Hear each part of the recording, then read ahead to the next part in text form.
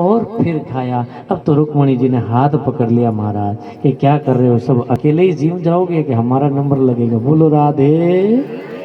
हा, क्या बात है। रुक्मणी जी ने चावल ले लिया सब नहीं, और भगवान आनंद के साथ 3 मुट्ठी में सब कुछ जो भगवान देना उन्हें चाहते थे, अपना सर्वस्व उनके ऊपर न्यौछावर कर दिया महाराज।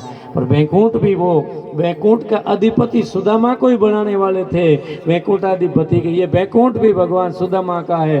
परंतु महाराज रुक्मणी जी ने चावल ले लिया महाराज, अब बस इतना ही दीजिए। बोलो श्री भगवान की जय।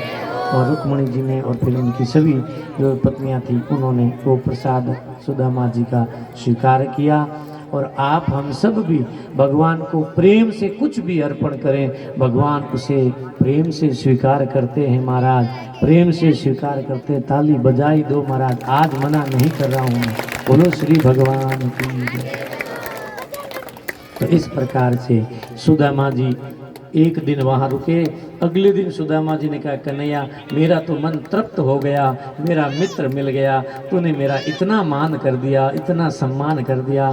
हे कन्हैया अब मैं क्या कहूँ, मेरे तो बोलने के शब्द नहीं हैं, अब तो मैं मेरे घर को जाता हूँ।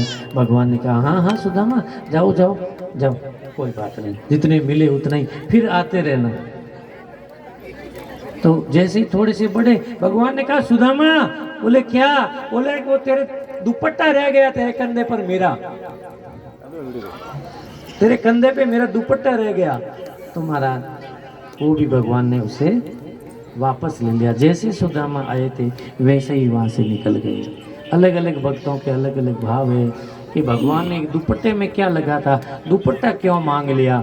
भगवान को लगा ये सुदामा पैदल पैदल जाएगा, जब इसको लगेगा कि कन्हैया का दुपट्टा मेरे पास आ गया तो फिर पैदल पैदल लौटाने को लिए आएगा। हैं, वो अपने मित्र को जानते थे कि ये मेरा कुछ नहीं लेगा महाराज, इसलिए भगवान ने कहा, सुदामा ये दुपट्टा दे दे। अब सुदामा जी अपने घर को चले गए। वहां जाके देखा पूरी दुनिया बदल चुकी थी, उनकी पत्नी ओ दास दासियों के साथ खड़ी थी। सुदामा ने कहा, अरे कहाँ आ गए? और फिर उनका वार्तालाप हुई उनकी पत्नी के, और सब बात क्लियर हुई कि मेरी ही सुशीला है, भगवान ने सब कुछ दे दिया, आनंद हो गया। तो फिर क्या कहा सुदामा ने, हे सुशीला, तू हमेशा कहती थी ना भगवान मुझे इतना देगा इतना देगा इतना देगा, तो आज तेरे को भगवान ने उतना दे दिया, आज तेरी इच्छा पूरी कर दी। इसलिए माता बहना सोच ऊंची रखिएगा, आपकी भी पूरी होगी। समय लग सकता है पर सब पूरा करेगा भगवान, आप सोचो वो ही पूरा करेगा। सुशीला को कहा, अब सुशीला तू तेरे बच्चों के साथ इस मेल माड़ियों में रहे, मैं तो मेरे कई कुटिया बना करके कन्हैया का भजन करूंगा।